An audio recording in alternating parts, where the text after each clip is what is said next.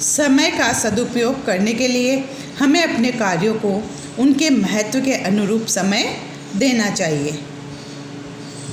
इसके लिए समय का विभाजन आवश्यक है, जिससे हमारा काम निश्चित समय पर हम पूरा कर सके। नेहरू जी कितना व्यस्त रहते थे। भारत के प्रधानमंत्री के नाते उन पर कितना दायित्व था। कुछ दिन पहले उनके साथ काम करने वाले एक सज्जन से बातें करने का सौभाग्य मिला। बताने लगे, नेहरू जी के पास रोज इतनी सारी फाइलें जाती थी, किंतु दूसरे दिन वे उन सभी को निपटा कर वापस भेज देते। जहाँ तक बस चलता, एक दिन की भी देर न करते। पंडित जवाहरलाल नेहरू हमारे भारत के प्रधानमंत्री थे, और अब भारत के प्रधानमंत्री पर कितना बड़ा दायित्व होता है, जिम्मेदारी होती है। दायित्व मीन्स जिम्मेदारी होती है।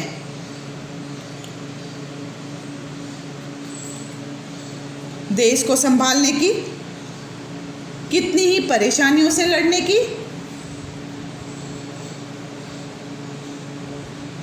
आप अभी इस समय देख रहे हैं कि कोविड-19 जैसी महामारी हमारे देश में फैल रही है ना।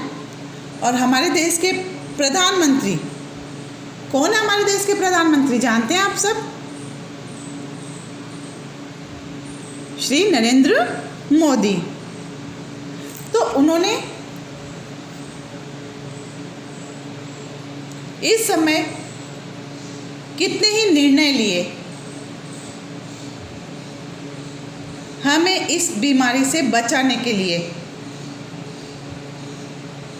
अब इस समय वो हमें इस बीमारी से बचाने के लिए भी सोच रहे हैं। दूसरा, चीन और भारत के झगड़े ये भी बढ़े हुए हैं, तो उनको उसके बारे में भी सोचना है।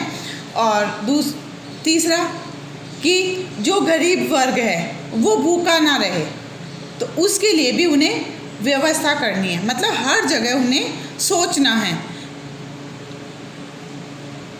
तो वो इन सब के लिए समय निकालते हैं।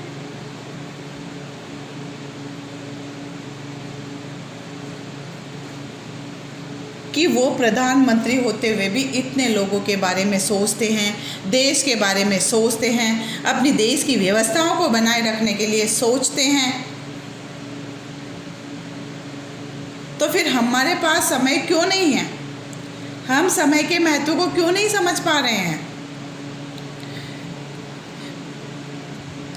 कुछ दिन पहले उनके साथ काम करने वाले लेखक बता रहे हैं कि कुछ दिन पहले उन्हें नेहरू जी के साथ काम करने वाले एक सज्जन से बात करने का सौभाग्य मिला, जो नेहरू जी के साथ काम करता था। तो उन्होंने क्या बताया कि नेहरू जी के पास रोज इतनी सारी फाइलें जाती थी। हर काम की फाइल होती है उन लोगों के पास। तो इतनी सारी फाइलें जाती थी, किंतु दूसरे दिन वह सभी फाइलों को निपटाकर उनके पास वापस भेज देते थे। उनकी कोशिश ये रहती थी कि मैं रोज की फाइलें रोज ही निपटाकर भेज दूं, लेकिन फिर भी समय अभाव के कारण वो दूसरे दिन उन्हें कंप्लीट करके भेज देते थे।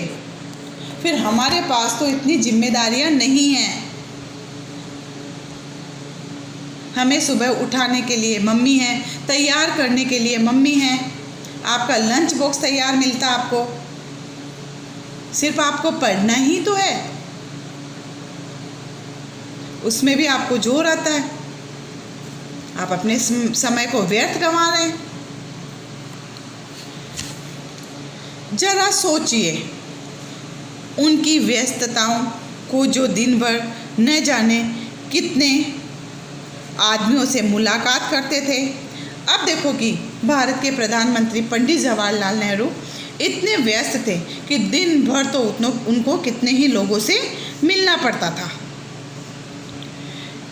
कितनी ही गंभीर समस्याओं पर सहकर्मियों से विचार विमर्श करते थे और कितनी ही ऐसी गंभीर समस्याएं आ जाती थी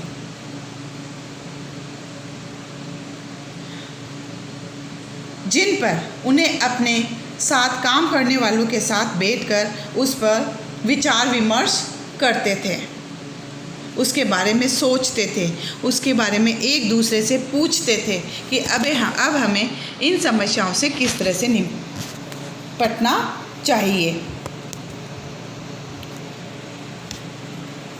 कितनी सभा सोसाइटियों में जाते थे, है ना, कितनी ही सभाएं करते थे, सोसाइटियों में जाते थे, किंतु फिर भी वे व्यस्त जीवन में से कुछ समय अपने दैनिक व्यायाम और मनोरंजन के लिए भी निकाल लेते थे। इतना सब कुछ होने के बावजूद भी वो अपने दैनिक व्यायाम के लिए और मनोरंजन के लिए समय निकाल ही लेते थे।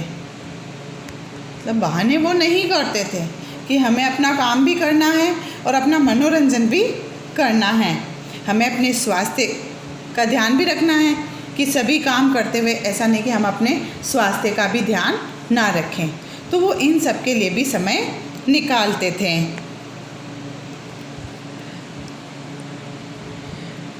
गांधी जी कम व्यस्त नहीं रहते थे। दर्शनार्थियों की भीड़ तो उन्हें घेरे ही रहती थी। मुलाकातियों का भी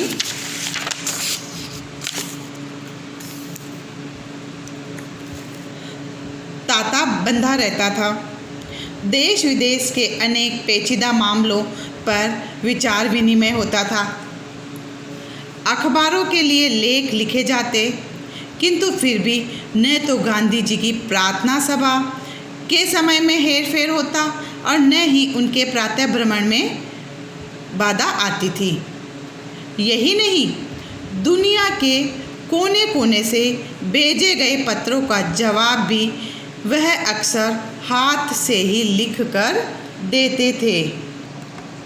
अब यहाँ हम दूसरे महान व्यक्ति के बारे में पढ़ रहे हैं। एक तो हमने अभी पढ़ा पंडित जवाहरलाल नेहरू के बारे में पढ़ा।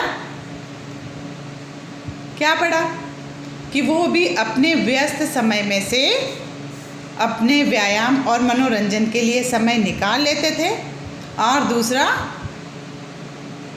वो अपनी जिम्मेदारियों को भी समय समय पर बखूबी निभाते थे। उसी तरह से महात्मा गांधी कौन थे? हमारे राष्ट्रपिता।